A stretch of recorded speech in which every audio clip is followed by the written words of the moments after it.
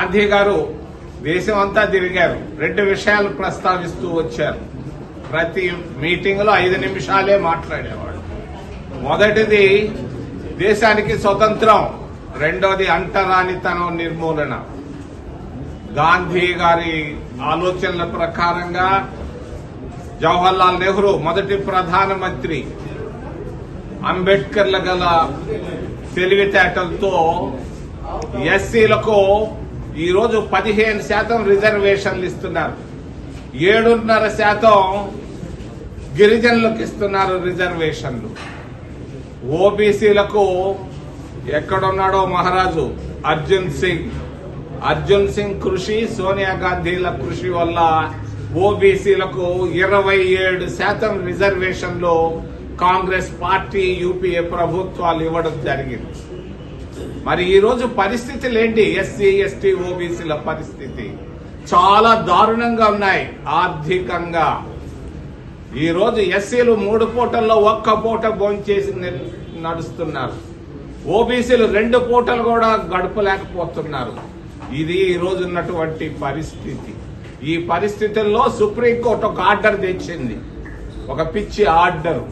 ఆ ఆర్డర్ ప్రకారంగా వర్గీకరణ పైన ఏకసభ్య కమిషన్లు వేసి మరి అటు ఆంధ్రాలోను తెలంగాణలోను చేయడం జరుగుతా ఉంది. నేను ఒక్క విషయం చెప్తున్నాను, వర్గీకరణ కావాల్సింది నర్సుల పోస్టుల్లో కాదు, వర్గీకరణ కావాల్సింది జూనియర్ ఇంజనీర్ల పోస్టుల్లో కాదు, వర్గీకరణ కావాల్సింది మరి క్లార్క్ పోస్టుల్లో కాదు, వర్గీకరణ కావాల్సింది ముఖ్యమంత్రుల పదవుల్లో. ఆంధ్రప్రదేశ్ రాష్ట్రం 75 సంవత్సరాల్లో 70 సంవత్సరాలు 2 సామాజిక వర్గాలు ముఖ్యమంత్రులుగా ఉన్నారు. పివి నరసింహారావు, దామోదర్, మరి సంజీవ పక్కన పెడదాం. ఈ 70 సంవత్సరాల్లో 2 సామాజిక వర్గాలే దేశాన్ని, రాష్ట్రాన్ని పరిపాలించాయి. ఇక్కడ వర్గీకరణ కావాలి. 50% ఉన్నటువంటి ఓబీసీలు ఎందుకు ఒక్క రోజు కూడా ముఖ్యమంత్రి కాలేదని నేను అడుగుతున్నాను.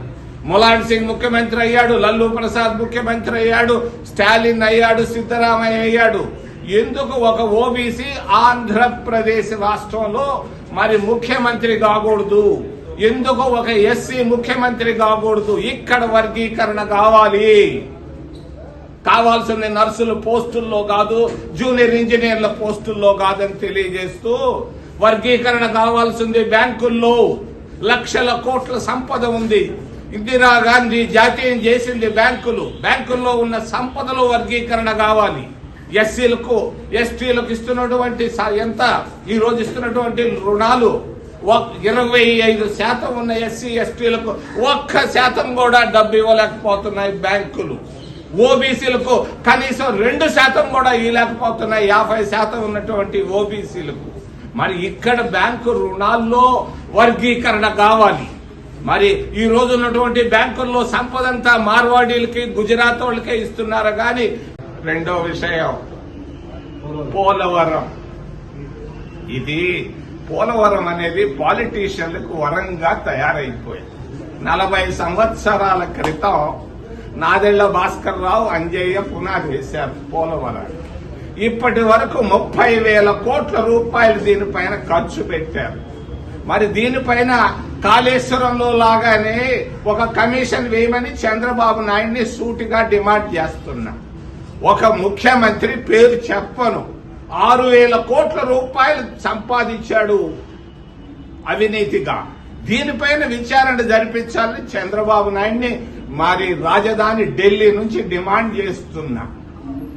మరి ఉక్కు ఫ్యాక్టరీ, ఇందిరాగాంధీ విశాఖ ఉక్కు ఆంధ్రుల హక్కు అని పోరాటం చేస్తే ఇందిరాగాంధీ వచ్చి పునాది రాయి వేసింది.